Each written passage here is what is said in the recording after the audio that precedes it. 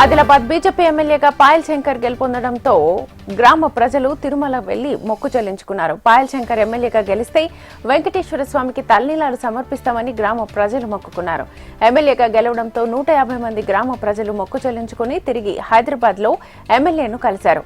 వెంకటేశ్వర స్వామి ఆశీస్సులతో ప్రజా సేవను కొనసాగిస్తానని ఎమ్మెల్యే పాయల్ శంకర్ పేర్కొన్నారు. బంజారాహిల్స్ లోని ప్రతిష్టాత్మక కేబీఆర్ పార్క్ వాకర్స్ అసోసియేషన్ అధ్యక్షుడిగా ఎన్ సుచితానంద్ రెడ్డి ఏకగ్రీవంగా ఎన్నికయ్యారు. బంజారాహిల్స్ లోని జింఖానా క్లబ్ లో నూతన కమిటీ సభ్యులతో సుచితానంద్ ప్రమాణ స్వీకారం చేశారు. ఎంతో ప్రతిష్టాత్మకమైన ఈ పార్క్ అధ్యక్షుడిగా ఎన్నిక కావడం ఆనందంగా ఉందని తెలిపారు. 2 ఏళ్ల పాటు ఈ కమిటీ కొనసాగుతుందని, వాకర్ల సమస్యలపై అధికారులతో చర్చిస్తూ పరిష్కరించేందుకు కృషి చేస్తామని పేర్కొన్నారు. పంచాయతీరాజ్ శాఖలో ఏసీబీ సోదాలు నిర్వహించింది. 50,000 రూపాయలు లంచం తీసుకుంటూ ఇంజనీరింగ్ ఇన్ చీఫ్ కనకరత్నం ఏసీబీకి పట్టుబడ్డారు. కనకరత్నాన్ని అదుపులోకి తీసుకుని విచారిస్తున్నారు. కొన్ని రోజుల క్రితమే కనకరత్నం పదవి విరమణ చేశారు. అయితే ఏడాది పాటు ఈఎన్సీ పోస్టులో పోస్టింగ్ ఇస్తూ పొడిగించింది ప్రభుత్వం. 50,000 రూపాయల లంచం తీసుకుంటూ ఏసీబీకి చిక్కిన ఈఎన్సీ కనకరత్నం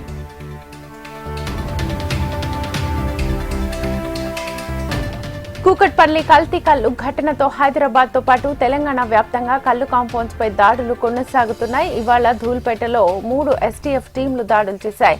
3 వేర్వేరు ప్రాంతాల్లో 700 లీటర్ల కల్లును పట్టుకున్నారు.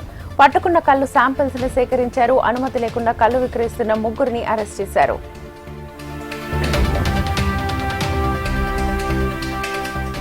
మియాపూర్ పిఎస్ పరిధిలో 2 పిల్లలతో కలిసి వివాహిత అదృశ్యమైంది. హఫీజ్పేటలో నివాసం ఉంటున్న దివ్య తన కుమారుడు కూతురుతో కలిసి ఇంటి నుంచి బయటకు వెళ్లి తిరిగి రాలేదు. భర్త గోపి ఇంటికి వచ్చేసరికి భార్య పిల్లలు కనపడకపోవడంతో మియాపూర్ పిఎస్ లో ఫిర్యాదు చేశారు. పోలీసులు కేసు నమోదు చేసి దర్యాప్తు చేపట్టారు.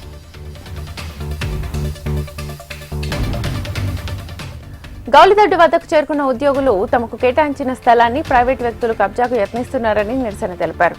గతంలో ప్రభుత్వం Bhagyanagar Telangana non gazetted officers mutual aided cooperative housing సొసైటీకి 142 ఎకరాల స్థలాన్ని కేటాయించిందని తెలిపారు. తమ సొసైటీకి చెందిన 20 ఎకరాలకు పైగా స్థలాన్ని ప్రైవేటు వ్యక్తులు కబ్జా చేయడానికి ప్రయత్నిస్తున్నారని నాయకులు ఆరోపించారు. తమకు ప్రభుత్వం న్యాయం చేయాలని కోరారు.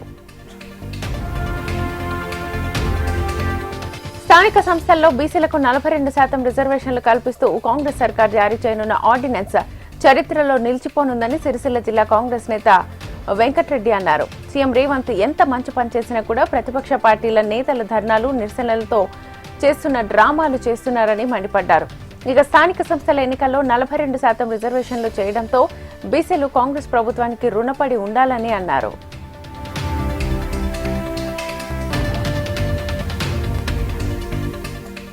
చాంద్రాయనగుట్ట ట్రాఫిక్ పిఎస్ పరిధిలోని బండ్లగూడ మొఘల్ కాలేజ్ దగ్గర పోలీసులు తనిఖీలు చేశారు. ట్రాఫిక్ నిర్వహణ సులభంగా ఉండేలా జాగ్రత్తలు తీసుకుంటూ ప్రజలకు ఇబ్బంది కలగకుండా తనిఖీలు చేపట్టారు. తాగి వాహనం నడపడం వల్ల జరిగే ప్రమాదాల గురించి వివరిస్తూ అవగాహన కల్పించారు. మేడ్చల్ జిల్లా షామీర్పేట మండలం తుర్కపల్లిలో మహాత్మా జ్యోతి పూలే కళాశాల ప్రిన్సిపల్ షీలాను సస్పెండ్ చేశారు. కాలేజీలో మేడ్చల్ కలెక్టర్ మను చౌదరి పరిశీలించారు. విద్యార్థులకు కనీస వసతులు కల్పించడంలో అలసత్వం వహించినందుకు బీసీ సంక్షేమ శాఖ కార్యదర్శి సస్పెండ్ చేస్తూ ఉత్తర్వులు జారీ చేశారు. క్రాంతి క్లీన్ ఫౌండేషన్ ఆధ్వర్యంలో దమ్మాయిగూడలో మొక్కనాటు గిఫ్ట్ పట్టు అనే పర్యావరణ చైతన్య కార్యక్రమాన్ని ఘనంగా నిర్వహించారు. ఈ కార్యక్రమంలో చుట్టుపక్కల కాలనీలు, అపార్ట్మెంట్లు నివాసితులు పెద్ద సంఖ్యలో హాజరై ఎంతో ఉత్సాహంగా పాల్గొన్నారు. మనం ప్రేమగా నాటిన మొక్క మన ఇంటికి శాంతి, ఆరోగ్యం తీసుకొస్తుందని క్రాంతి క్లీన్ ఫౌండేషన్ డైరెక్టర్ పేర్కొన్నారు.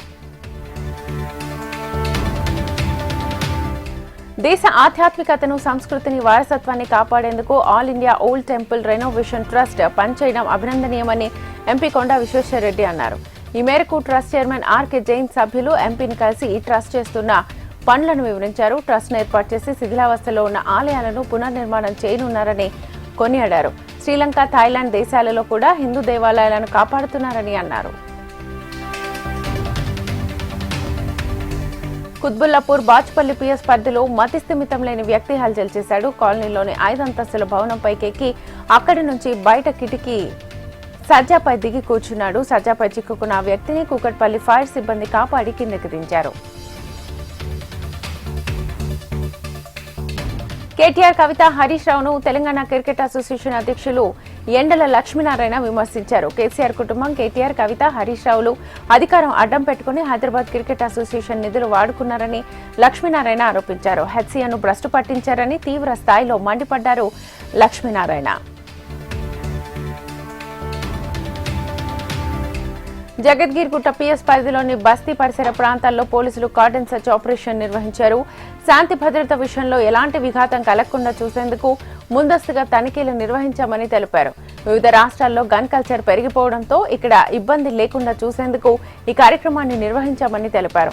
ఇతర రాష్ట్రాల నుంచి వచ్చి ఇక్కడ నివసిస్తున్న వారి వివరాలను సేకరించడంతో పాటు వారిపైన నిఘాను ఏర్పాటు చేశామని అన్నారు. మొయినాబాద్ మున్సిపాలిటీ అజీజ్ నగర్ చౌరస్తాలో 10 ఎకరాల పొలాన్ని కబ్జా చేస్తున్నట్లుగా తెలియడంతో రెవెన్యూ అధికారులు స్పందించారు. గ్రామస్తులు ఇచ్చిన సమాచారంతో కోట్ల విలువైన ప్రభుత్వ భూమిని రెవెన్యూ అధికారులు కాపాడారు. తహసీల్దార్ ఆధ్వర్యంలో స్థానిక పోలీసుల సహాయంతో అక్రమ నిర్మాణాలను కూల్చివేశారు. ప్రభుత్వ భూముల జోలికొస్తే కఠిన చర్యలు తీవ్రంగా ఉంటాయని తెలిపారు.